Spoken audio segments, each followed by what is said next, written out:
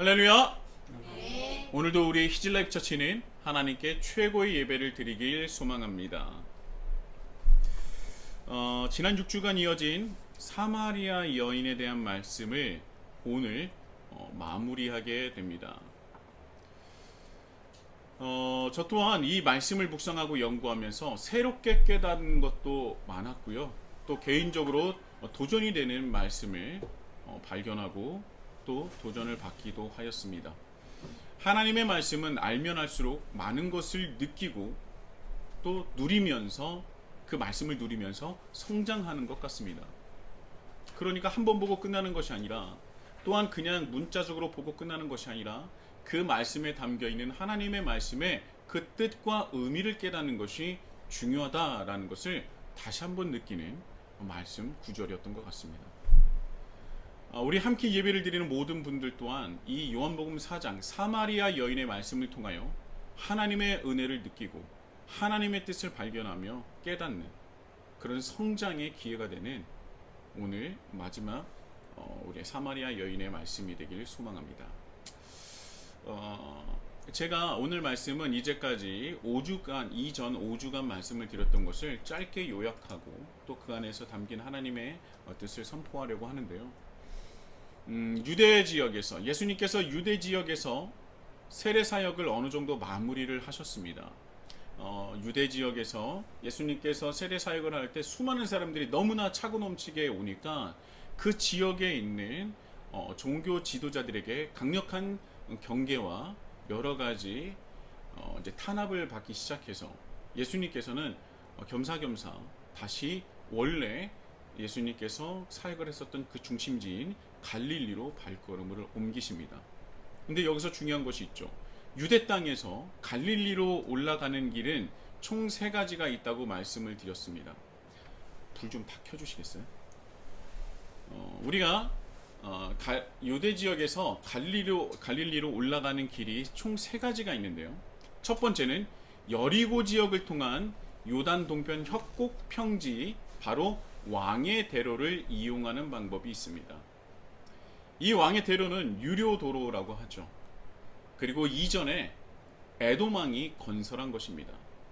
그래서 왕이 건설했으니까 이 왕의 도로가 얼마나 잘 닦여 있겠습니까? 보다 편리하고 편안하고 안전하게 갈 수 있는 도로입니다. 두 번째 길은요, 지중해 해안을 따라 올라가는 해변길이 있습니다. 이 길도 좋겠죠. 경광도 해안길을 걸으면 참 좋은 풍경을 보면서 걸어갈 수 있겠죠. 그러나 단점이 있습니다. 해안길의 단점은 무엇이냐? 가장 돌아간다는 거예요. 가장 길게 돌아가서 유대 지역에서 갈릴리로 갈 수 있다는 것입니다. 그리고 마지막 3번째 길은요, 베델과 세겜과 사마리아를 거쳐 갈릴리로 올라가는 내륙산길이 있습니다. 이 내륙산길의 특징은요, 예로부터 족장들이 다닌 길이라고 해서 족장로라고 불리고 있고요. 해발 600m에 이르는 산등성이가 이어져 있어 상당히 험한 길로 알려져 있습니다. 그러나 길이로 본다면 세계의 도로 중 가장 짧다고 볼 수 있어요. 그래서 가장 짧지만 가장 험난하고 가장 힘든 길이 바로 이 사마리아를 거치는 길입니다. 그래서 대부분의 유대인들은요, 갈릴리로, 유대에서 갈릴리로 가려고 한다면 여리고를 통한 왕의 대로를 이용을 합니다.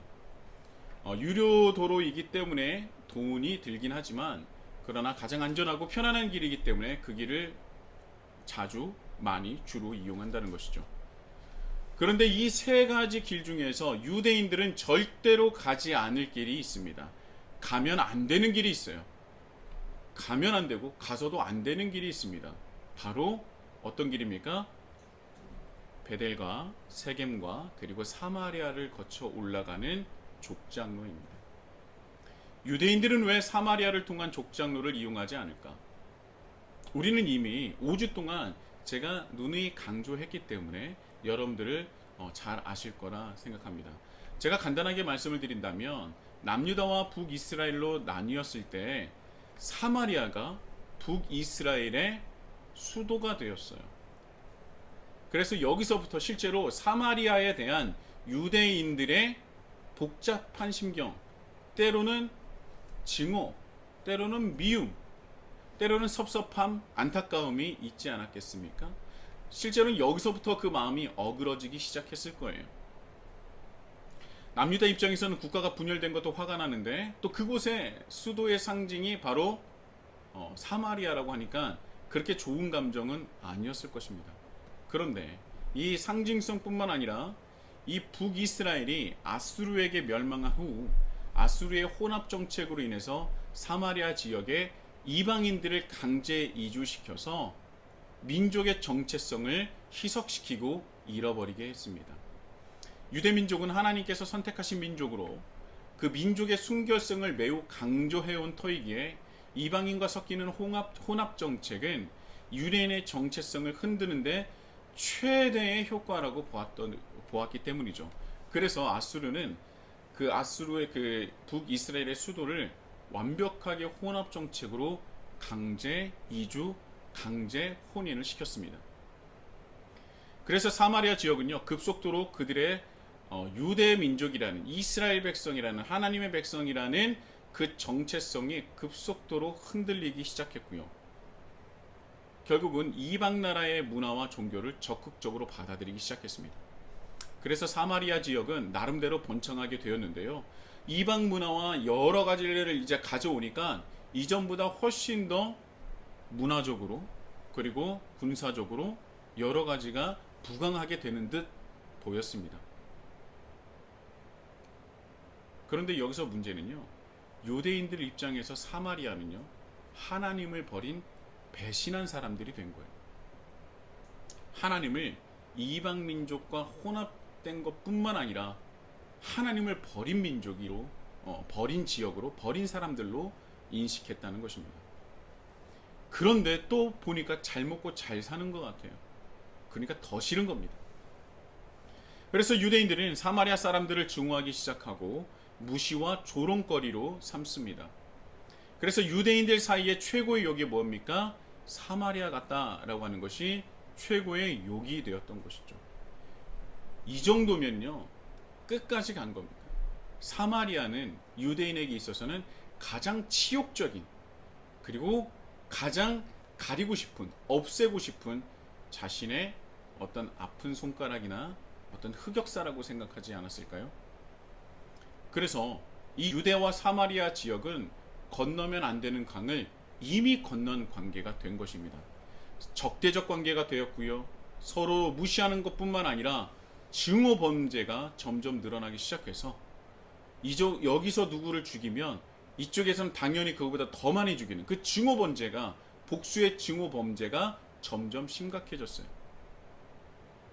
이 유대와 사마리아의 적대적 관계는요, 에스라 사장과 느헤미야 사장에 적나라하게 나옵니다. 바벨론의 포로 시기를 거쳐서 예루살렘으로 드디어 돌아왔었던 유대 민족이 있었어요. 그들이 와서 첫 번째로 자신의 집과 자신이 거할 곳과 자신의 땅을 찾는 것이 아니라 가장 예루살렘으로 복귀해서 가장 먼저 한 것이 무엇입니까? 하나님의 성전을 재건하는 것이었고 예루살렘 성벽을 재건하는 것이었어요. 참 대단한 믿음이죠. 대단한 민족입니다. 이 70년이 넘는 포로 생활을 거치면서 이국 땅에 완전히 정착을 했었던 그들이 아무것도 없이 모든 것을 다 그 땅에 버려버리고 다시 예루살렘으로 믿음 하나로 돌아온 그들이에요. 그 결정이 쉬웠겠습니까? 또한 그들이 가지고 올 수 있는 것들이 많았겠습니까? 모든 것이 부족하고 모든 것이 아쉬운 상황이었을 거예요. 그런데 그럼에도 불구하고 그들이 예루살렘으로 돌아와서 힘을 쓴 것이 무엇이냐면 하나님의 성전과 예루살렘 성벽이었던 것입니다. 정말 그 민족의 정체성이 대단한 거예요. 그런데 그 예루살렘의 성전과 성벽을 재건하는 데 있어서 방해하는 이가 있었으니 그 유명한 사마리아 사람 산발랏이었습니다. 그는요, 방해하는 것을 그치는 것이 아니라 돌아온 유대 민족들의 생명까지도 위협했어요. 그래서 유대인들에게 있어서 예루살렘이라는 그 상징성은 두말하면 입이 아프지 않습니까? 성전을 재건하는데 또한 방해를 한다? 이것은요, 넘어도 한참 선을 넘은 겁니다. 근데 그 선을 넘은 사람이 누구라고요? 사마리아인이랍니다. 산발랏이란 이름 자체도 뭐라 그랬어요? 산발랏이라는 그 이름의 뜻이 뭡니까? 달의 신이라는 거예요. 1월 성신, 어디서 많이 들어봤죠? 달의 신이라는 이름이 바로 산발랏입니다. 이름 자체가 완전히 변해버린 사람입니다. 유대인의 피를 완전히 버려버린 사람이라는 거예요.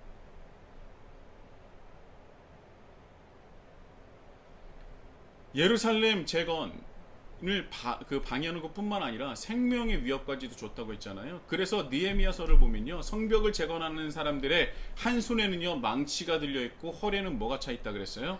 칼을 들고 있다. 망치를 들고 재건을 하다가 여차하면 칼을 빼고 전쟁을 해야 되니까 허리춤에 칼을 늘 쥐고 예루살렘 성전과 성벽을 재건했던 것입니다. 여러분, 이런 상황이면 유대인들이 사마리아 사람을 어떻게 생각하게 될지 여러분 짐작이 가지 않으십니까? 얼마나 사마리아가 싫었겠습니까? 그렇다면 사마리아는 유대인을 좋아했겠습니까? 그렇지 않죠. 하스모니안 왕조가 사마리아의 성전을 무너뜨린 후에 수백 명의 제사장들까지도 다 죽였습니다. 그러니까 사마리아 성전에 있었던 제사장과 성전까지 완전히 무너뜨려 버린 거예요. 학살을 해버렸습니다.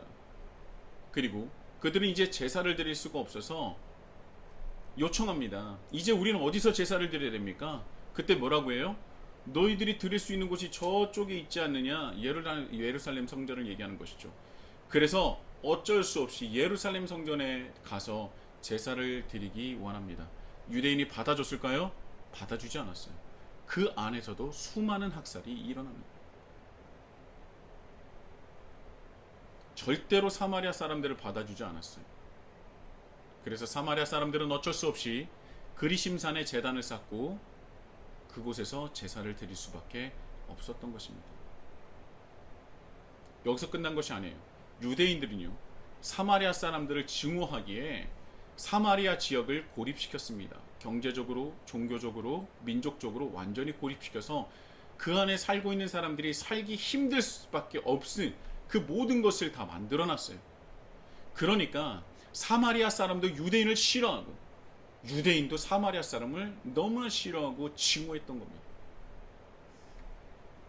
그런데 예수님은 유대에서 갈릴리로 올라갈 때 굳이 가장 험하고 힘들면서 위험한 족장길을 선택하시고 사마리아 지역으로 들어가신 겁니다.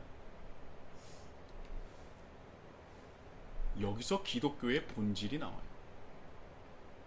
여러분, 기독교는요, 증오를 가지고 있는 것이 아닙니다. 분리와 증오가 아닌 연합과 화해 그리고 사랑의 종교가 바로 기독교예요. 아무리 켜켜이 쌓인 원한이 있을지라도, 원수 같은 사람이 있을지라도 우리는 그 존재를 향해서, 그 사람을 향해서, 그 지역을 향해서, 그 나라를 향해서 복음을 들고 사랑을 가지고 나아가야 하는 존재입니다. 그것이 바로 기독교예요. 총칼을 들고 나아가는 것이 아닙니다.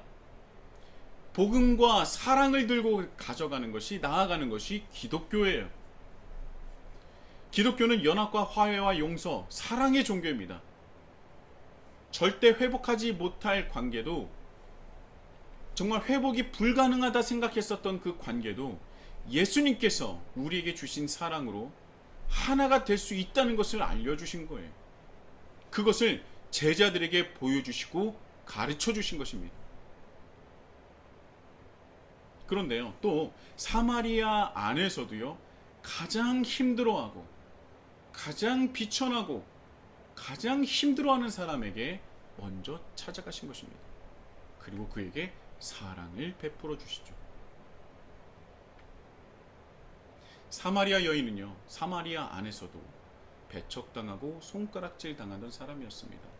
어떻게 보면 유대인 입장에서 보면 가장 배척하고 증오하고 무시하고 조롱하는 그 존재 안에서도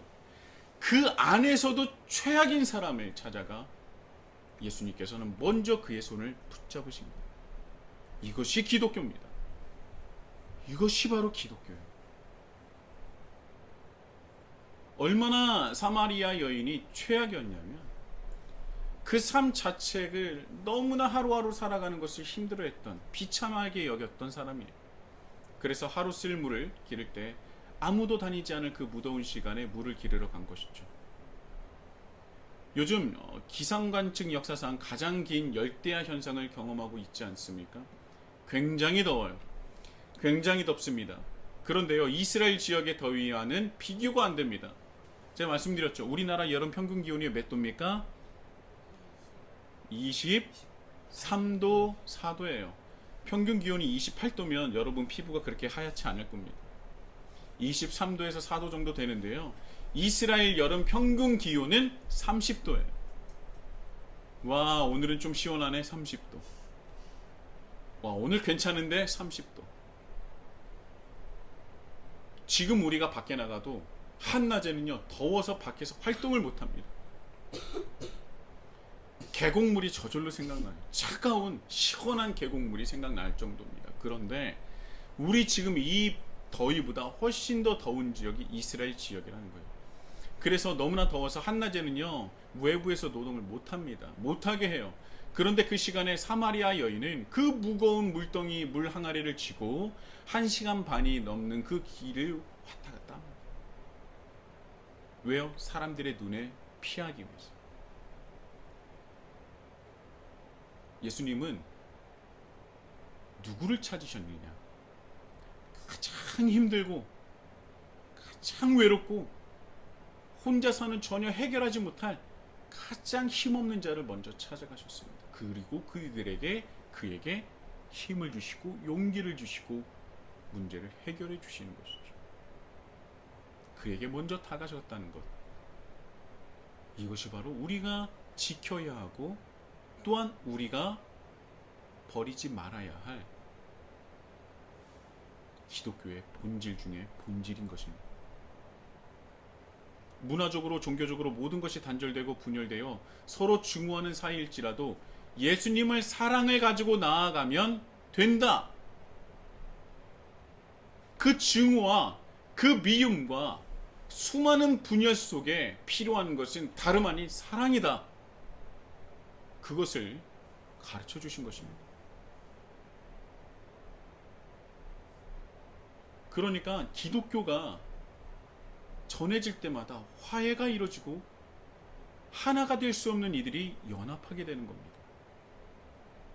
어제까지 증오와 미움이 가득했다면 그 복음으로 인해, 기독교로 인해 증오와 미움이 사랑으로 변화되는 것. 그것이 바로 예수님께서 우리에게 전해주고 또한 우리에게 가르쳐 주신 복음의 본질이에요. 이것이 바로 기독교의 정신인 것입니다. 수많은 이들이 기독교의 탈을 쓰고 자신들의 이익을 추구하고 전쟁과 분열과 증오를 일으키고 있어요. 그러나 그것은 기독교의 탈을 쓴 것이지 기독교가 아닙니다. 반드시 심판받을 거예요. 교회도 마찬가지입니다. 교회라고 예외가 아니에요. 교회 안에서 수많은 분열과 분쟁과 서로에 대한 미움을 걷어들이지 않는다면 그 교회 또한 반드시 하나님의 심판을 받을 것입니다. 본질을 잃어버리면 아무리 기독교라는 이름을 쓰다 하더라도 그것은 기독교가 아닌 겁니다. 본질을 잊었는데 어떻게 자신이 기독교를 할 수 있겠습니까? 분열과 미움과 나눔과 상처와 그 점철된 그 상처가 계속 지속적으로 가득하다면 그건 교회도 아니고 기독교도 아닌 거예요. 자기의 이익에 따라서 총칼을 가져가고 종교를 들이댄다? 그것은 복음의 전도가 아니라 그것은 폭력일 뿐입니다. 예수님께서 우리에게 보여주시고 가르쳐 주신 것은요, 사랑이라는 것을 우리는 잊지 말아야 돼요. 사마리아 지역은요 얼마나 오랜 기간 동안 고립되어 있었는지 자신만의 성경인 사마리아 오경을 만들기까지 이르지 않습니까? 그들이 이방 종교를 받아들이긴 했지만 그럼에도 불구하고 그들은요 야곱의 후손으로 그 정체성을 유지하고 있었어요. 이 요한복음 4장의 이 사마리아 여인의 말씀을 보면요 야곱의 후손이라는 그 자부심을 가지고 있었다는데 놀랍습니다. 유대 민족들은 그들은 우리의 민족이 아니야 라고 단절하고 그를 증오하고 미워하고 배척했지만 그들 스스로는 야곱의 후손이라는 자긍심을 아직도 여전히 가지고 있었다는 겁니다. 그래서 여인이 물을 뜨는 그 우물의 이름이 뭐예요? 야곱의 우물이잖아요. 그러면서 야곱의 우물을 얘기하면서 당신이 야곱보다 더 큰 이입니까? 라고 묻지 않습니까? 야곱이 우물을 판 곳으로 야곱이 사마리아 지역에 준 큰 선물이라는 상징성을 가진 우물이 바로 그것이에요. 자, 그런 이들을 유대인들이 절대 받아들이지 않았습니다. 이방 종교를 받고 혼합 정책 때문에 많은 것이 뒤섞이고 희석되었지만 그래도 마음 한켠에 우리는 하나님께서 선택하신 이스라엘 백성이야, 선택받은 민족이야 라는 것을 버리지 않았습니다. 나는 야곱의 후손이야 라는 것을 버리지 않고 있었다는 거예요.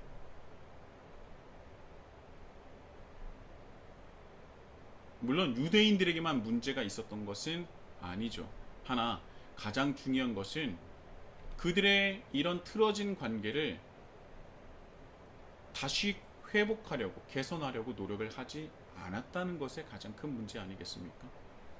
정말 하나님께서 사마리아인들을 완전히 멸하고 없애기를 바라셨을까요? 그들을 배척하고 그들을 받아들이지 않고 그들을 가장 증오하고 벌레보다도 못한 존재로 여기는 것을 정말 하나님께서는 원하셨겠습니까? 아니라는 것이죠. 그렇다면 신기한 것은 왜 사마리아와 하나가 되어야 한다는, 사마리아를 받아야 한다는 그 말이 왜 안 나왔던 것일까요? 그 수백 년이 지나는 그 시간 동안 철저히 켜켜이 써온 그 원수와 같은 존재, 원수 같은 관계를 개선하고 회복하고 하나가 되어야 된다는 그 말이 왜 안 나왔습니까? 이전에는 북이스라엘과 남유다로 나뉘었다면 이제는 하나가 됐잖아요. 물론 속국으로 살아가지만 하나가 되지 않았습니까? 그런데 왜 유독 사마리아만을 배척한 것입니까? 이때 수많은 랍비도 있었을 것이고 수많은 제사장들과 율법학자들과 여러 사람들이, 서기관들도 다 있었을 거예요. 그런데 하나님의 말씀을 배우고 연구하고 묵상한다는 그들이 왜 사마리아 사람들을 받아들이지 않았던 것일까요? 그때는 하나님께서 그들에게 자신의 뜻을 드러내지 않으셨던 겁니까? 아니죠. 정말 하나님께서 사마리아인들은 상종하지도 함께하지도 말라고, 그들은 벌레보다도 못한 존재라고 하나님께서 말씀하셨겠습니까? 그렇지 않죠. 하나님께서는요 수백 년 동안 동일하게 일하셨을 거예요. 분명히 말씀하셨을 겁니다. 수많은 사람들에게 사마리아인들을 향한 그 마음을 주셨을 거예요. 그러나 그들이 움직이지 않았던 것입니다. 그래서 수백 년 동안 증오가 더 쌓이기만 했던 것이죠. 그래서 그들은 하나님의 심판을 받은 것입니다. 그래서 예수님께서 기독교의 본질, 교회의 본질, 그리스도인의 본질을 가르쳐 주시기 위하여 그 위험한 사마리아 지역에 들어가서 그 안에서도 가장 비천하고 힘들어하는 사마리아 여인을 만나시고 수가라는 동네에 들어가 복음을 또한 사랑을 전한 것이죠. 저는요 이 사마리아 여인의 말씀을 보면서 이렇게까지 분열되고 증오가 켜켜이 쌓인 것도 하나님의 사랑과 말씀으로 변화될 수 있다는 것을 깨달았습니다. 그런데요 여러분, 이 말씀에서 우리가 집중해서 봐야 될 것은 상대방이 변화되어서 나를 찾아온 것이 아니라는 것. 사마리아 여인이 변화돼서 나를 찾아온 것이 아니라 예수님께서는 먼저 복음과 사랑을 들고 위험하고 험난한 그곳에 직접 다가가셨다는 겁니다. 그러니까 우리가 해야 될 것은, 나와 원수 같은 존재가 있고 용서하지 못할 존재가 있다면 그 사람이 변화받기를 바라는 것이 아니라 그 사람을 상대하는 내가 먼저 변화될 수 있도록 기도해야 한다는 것입니다.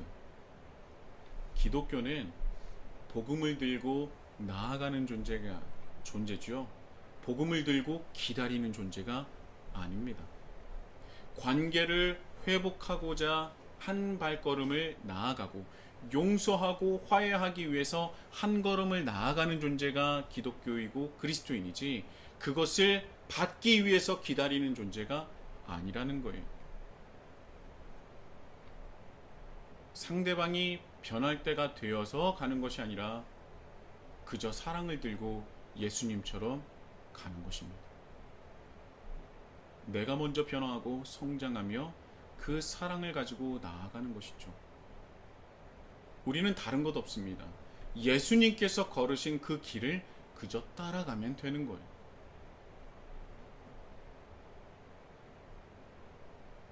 그래서 이 사마리아 여인의 말씀을 보면서 예수님께서 걸으셨던 그 길이 보이는 겁니다. 그래서 내가 걸어가야 될, 우리가 걸어가야 될 그 길을 발견하게 되는 거예요. 다른 사람이 가기를 바라는 것이 아닙니다. 주님, 제가 여기 있사오니 저 사람을 보내주시옵소서가 아니라 주님, 내가 여기 있사오니 나를 보내주시옵소서라고 기도하게 된다는 것이죠. 나는 가만히 앉아서 저쪽이 다가오기를, 변화돼서 다가오기를 바라는 것이 아니라 예수님께서 보여주시고 가르쳐 주신 대로 우리가 부족하지만 그 사랑과 복음을 들고 나아가야 한다는 것이죠. 그것이 바로 하나님을 믿는다는 것입니다. 그냥 그저 세례를 받고 예배를 드리면 믿음으로 끝나는 것이 아니라 오히려 그것은 믿는다는 것의 시작을 알리는 것이고 완성이 아니라 시작이라는 거예요.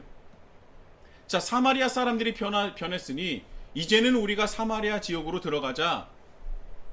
이것이 맞지 않다는 겁니다. 변화되기 전에 가야죠. 내가 먼저 변화받아서 변화받지 않는 이들을 향해서 나아가야 하는 것이죠. 예수님이 그 사마리아 지역에 들어가셨을 때 아직도 여전히 사마리아 사람들은 유대인을 증오했습니다. 다가오지 않기를 바랬어요. 서로에 대한 원한과 증오를 거둬들여야 한다는 생각조차 하지 않았습니다. 그러나 하나님께서 하나 되기를 원하시고 서로 사랑하기를 바라시며 하나님 나라가 확장되는 것이 하나님의 뜻이기에 예수님께서는 그 길을 걸으셨고 우리를 따르기 원하시는 것입니다. 사랑하는 히즈라이프 형제 자매 형제 여러분, 우리 주위에 하나님의 사랑과 복음이 필요한 분들이 분명히 있습니다. 자기중심성이라는 죄에 빠져서 그 자기중심성이 서로 부딪혀요. 계속 부딪힙니다. 욕망과 욕망이 부딪혀요. 내가 하고 싶은 것들이 계속 부딪힙니다. 그래서 수많은 분쟁과 분열이 온 나라와 온 세계에 범람하고 있는 것이죠. 그것은 나라와 나라가, 민족과 민족이 사람과 사람들 관계 속에서 증오와 정말 그 분열이 넘쳐나고 있어요. 하물며 교회 안에서도 일어나고 있고요. 사랑으로 가득 차야 될 가정 안에서도 일어나고 있습니다. 교회 안에서도 나를 요구하고 가정 안에서도 나를 요구해요. 그러니까 가정도 무너지고 교회도 무너지고 나라도 무너지고 사회도 무너지는 겁니다. 그런데 그 안에서 내가 아닌 우리를 외치는 존재가 있으니 바로 예수님을 따르는 그리스도인이라는 겁니다.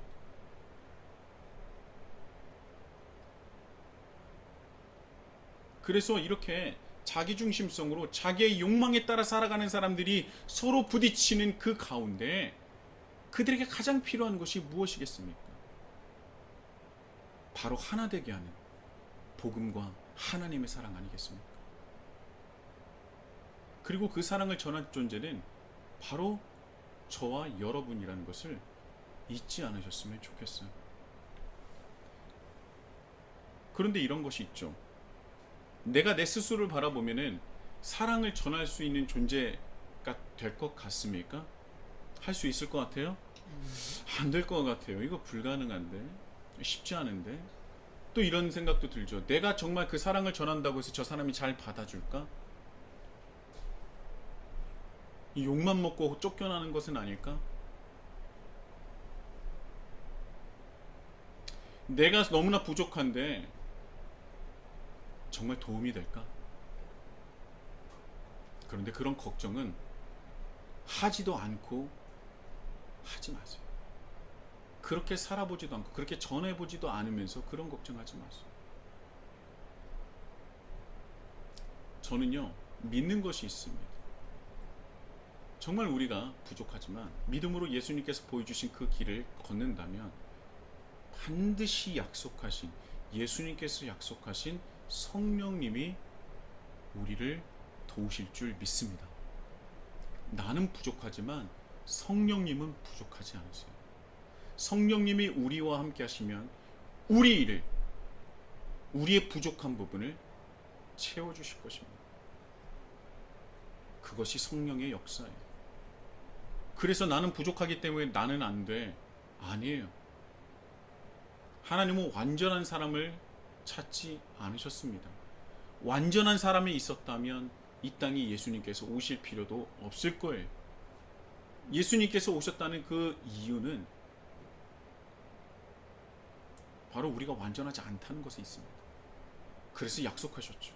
이제는 내가 너희와 함께하지 못하지만 너희들이 성령을 받아 땅끝까지 이르러 내 증인이 될 수 있다는 겁니다. 그리고 그 길을 걷는 자에게는 내가 세상이 끝날까지 너희와 함께하겠다고 약속하시지 않았습니까? 예수님께서 승천하심에 약속하신 것이 바로 이거예요. 너희들이 부족하지만, 너희들이 연약하지만, 너희 또한 넘어지는 존재이지만 그럼에도 불구하고 내가 너에게 보여주고 가르쳐준 그 길을 걷는다면 내가 너와 함께하겠다. 세상 끝날까지 너와 함께하겠고 결국 너희를 통해서 하나님 나라를 확장할 것이다. 분명히 변화될 겁니다. 우리가 진정으로 복음과 사랑을 가지고 세상에 나아가고 가정에 나아가고 교회에 나가게 되고 내가 일하고 내가 공부하는 곳에 나간다면 나를 통해서 분명히 하나님께서는 역사하실 거예요. 사마리아 여인을 보십시오. 예수님을 만나 처음에는요, 유대인이라며 예수님을 배척하고 강한 적대감을 가졌지만 그 다음에는 주여라고 부르게 되고요, 더 나아가서 선지자라고 말합니다. 그리고 나중에 뭐라고 말합니까? 메시아, 그리스도시다 라고 말하게 된다는 거예요. 이런 역사는요, 2000년 전 예수님을 만나면서 이루어지는 것으로 끝나는 것이 아니라 예수님을 믿고 따르는 일을 통해서 우리가 살아가는 2000년 후 지금도 일어날 수 있는 것입니다. 그것을 따라가는 자, 그것을 따르는 자, 그것을 붙잡고 예수님의 길을 걸어가는 자, 그 길을 통해 하나님은 분명히 역사하셔서 성령님의 감동과 그 역사하심이 우리가 생각하는 그 이상으로 하나님의 나라는 확장될 것입니다. 그 과정이 바로 하나님 나라 확장이고요, 그것을 지켜나가는 것이 기독교의 본질입니다. 그리고 그리스도인의 사명인 것이죠. 그러기 위해서는 내가 먼저 변화받아야 돼요. 내가 먼저 한 번 더 양보할 수 있어야 됩니다. 내 중심성을 한 번 더 내려놔야 돼요. 내가 성숙하고 내가 먼저 성장해야 됩니다. 그러나 10년, 20년, 30년, 40년 지났는데 아직도 성숙 못하고 성장하지 못했다? 그것은 하나님을 믿는 것이 아닙니다. 하나님은 우리와 함께 하셔서 우리에게 능력과 지혜와 명철함과 용기와 모든 것을 다 주셨는데 그 제자리에 가만히 앉아있는 것은 믿지 않는 거예요.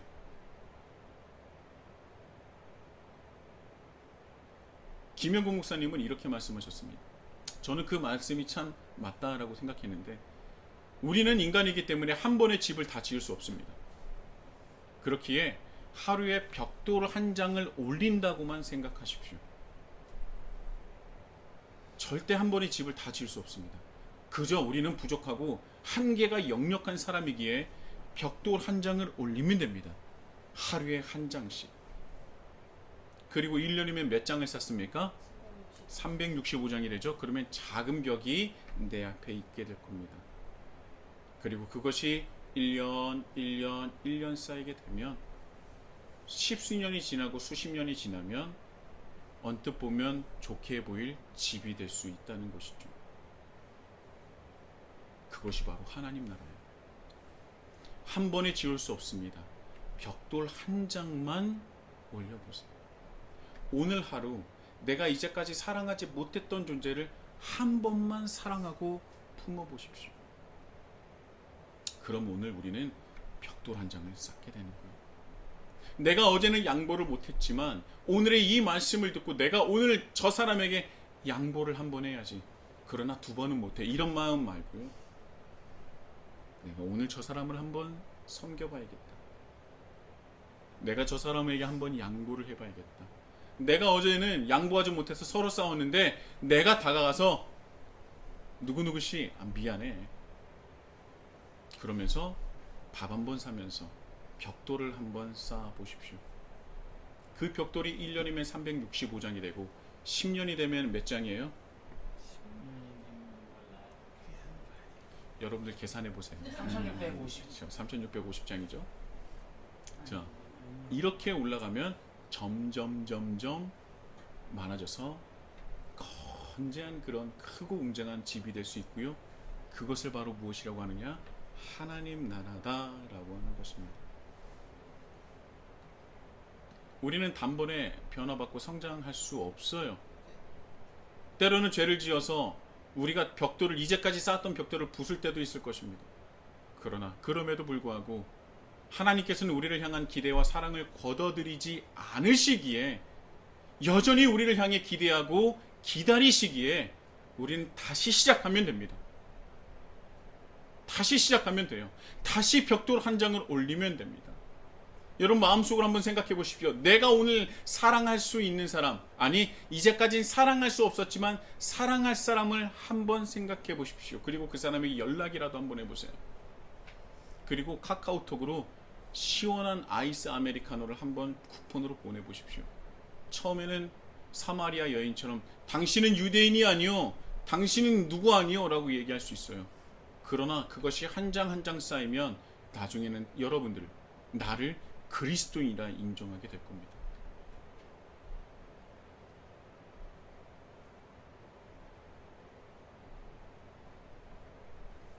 그리고 한 가지 더 짧게 말씀드립니다. 여러분 멀리 있는 사람을 자꾸 사랑하려고 하지 마세요. 저기 멀리 3,000km, 5,000km, 10,000km 떨어진 사람을 사랑하려고 하지 마세요. 먼저는 여러분 바로 옆에 있는 사람을 먼저 사랑해야 됩니다. 어디서 알지도 못하는 사람을 사랑한다고 해서 사랑했다고 하지 마세요. 내 옆에 있는 사람을 사랑하지 않고 그 사람에게 증오와 미움이 같이 켜켜 있는데 그 사랑이 사랑이겠습니까?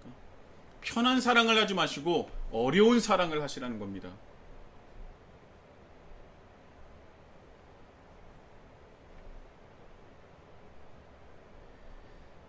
내 자신보다 한번 더 사랑해 보세요. 변화될 겁니다. 가족과 교회 안의 공동체를 사랑하십시오. 우리가 그런 사랑을 이룰 때 요한복음 13장 35절입니다. 너희가 서로 사랑하며 이로써 모든 사람이 너희가 내 제자인 줄 알리라. 우리가 사랑하면요, 서로 사랑하면요, 세상이 예수님의 제자인 줄 깨닫게 된다는 겁니다. 오늘 사랑하시고 내일도 사랑하시어 예수님의 말씀으로 서로 사랑을 이루시며 그 사랑을 세상에 또한 나눠줄 수 있는 우리 히즐라이프 처치가 되시길 예수님의 이름으로 축복합니다. 우리 다 같이 찬양하